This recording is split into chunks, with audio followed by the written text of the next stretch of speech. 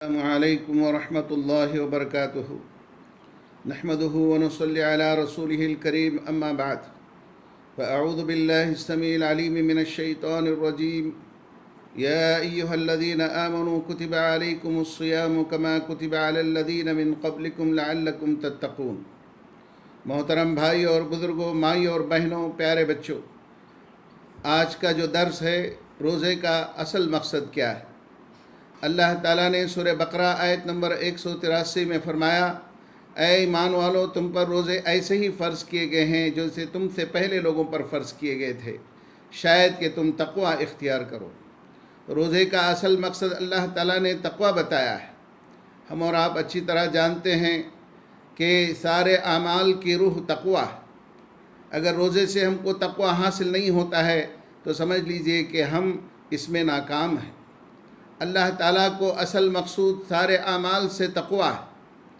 اور تقوی کس کو کہتے ہیں؟ ہمیں اپنے آپ سے سوال کرنے کی ضرورت ہے کہ اتنے سالوں سے ہم روزہ رکھ رہے ہیں، کیا ہمیں تقوی حاصل ہوا؟ تقوی کے معنی کو ہم سمجھیں کہ تقوی کا اصل معنی بچنا اور پرہیز کرنا ہے۔ شرعی معنی دل کے اس عظیم احساس کا نام ہے جس کی بنا پر ہر کام میں اللہ کی مرضی کے مطابق عمل کرنے کی شدید رغبت ہوتی ہے اور اس کے خلاف کام کرنے میں، اس کی مرضی کے خلاف کام کرنے میں شدید نفرت ہوتی ہے۔ حضرت علی رضی اللہ تعالیٰ عنہ نے تقوی کی تشریح یوں فرمائی ہے کہ الخوف من الجلیل والعمل بالتنزیل والرضا بالقلیل والاستعداد لیوم الرحیل، کہ اللہ تعالیٰ کا خوف اپنے دل میں پیدا کرنا، آسمان سے نازل شدہ قرآن مجید، اس کتاب پر عمل پیرا ہونا، اللہ کی تقسیم شدہ روزی اگرچہ کہ وہ تھوڑی ہو اس پر راضی ہونا، اور قیامت کے دن کے لیے اعمال کا توشہ تیار کر لینا۔ تو اللہ تعالیٰ کا خوف اور ڈر جب دل میں پیدا ہوتا ہے، یہی اصل تقوی کی روح ہے۔ اس کی مثال آپ یوں سمجھیے کہ ہمارے 10 سال کا بچہ ہے، وہ روزے سے ہے، اس کی ماں نے تاکید کی ہے کہ بیٹا کسی بھی حالت میں تم کتنی بھی تکلیف ہو پانی نہیں پینا، نہ کوئی چیز کھا لینا، کیونکہ اللہ تعالیٰ دیکھ رہا ہے۔ آپ جانتے ہیں کہ ہمارا یہ 10 سال کا بچہ بھی روزے کی پابندی کس طرح کرتا ہے کہ سخت گرمی کے دن ہیں، 3-4 بجے کا وقت ہے، اس کو سخت پیاس لگی ہے، گھر میں کوئی نہیں ہے، گھر کے دروازے اور کھڑکیاں بند ہیں، وہ تنہا ہے، اس کے سامنے میٹھے ٹھنڈے پانی کا گلاس ہے، لیکن وہ اپنے حلق میں ایک گھونٹ بھی پانی نہیں اتارے گا، اس لیے کہ وہ جانتا ہے کہ اللہ مجھے دیکھ رہا ہے، اگر میں ایک گھونٹ پانی پیوں گا تو میرا روزہ ٹوٹ جائے گا۔ یہی اللہ کا اصل خوف ہے۔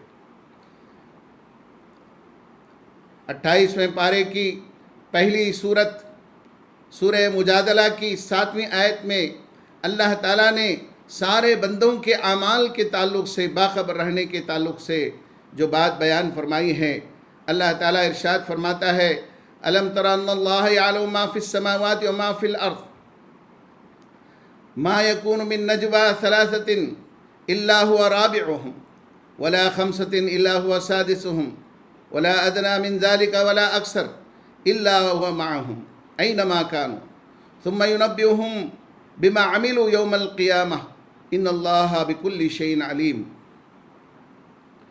کیا آپ نہیں جانتے کہ اللہ تعالیٰ جو کچھ بھی آسمانوں میں ہے، جو کچھ بھی زمین میں ہے، وہ اچھی طرح جانتا ہے۔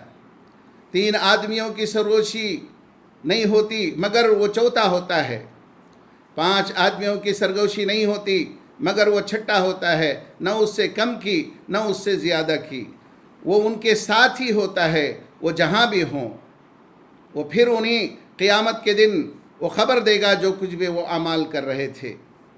تو میرے پیارے بھائی اور بہنوں، ہم 3 آدمی، سرگوشی کا مطلب ہے کہ کان میں بات کر رہے ہیں، ہم 3 آدمی ہیں تو وہ چوتھا ہے، وہ دیکھ رہا ہے۔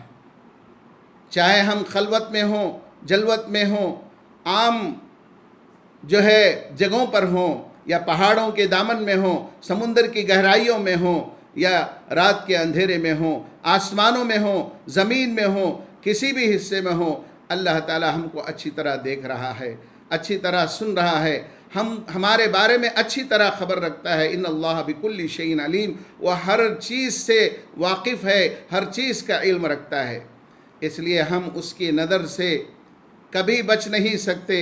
اس لیے جو انسان صحیح روزہ رکھتا ہے وہ اس کو یہ مقصد حاصل ہوتا ہے، یہ تقوی حاصل ہوتا ہے۔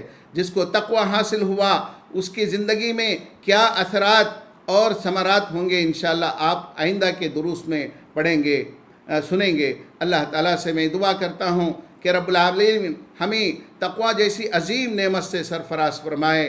اللہ تعالیٰ ہم سب کے گھروں میں ہر قسم کی نعمتیں نازل فرمائے اور ہمیں ہر قسم کے بلا اور وبا سے محفوظ فرمائے۔ آمین ثم آمین۔ وآخر الدعوانا ان الحمد للہ رب العالمین۔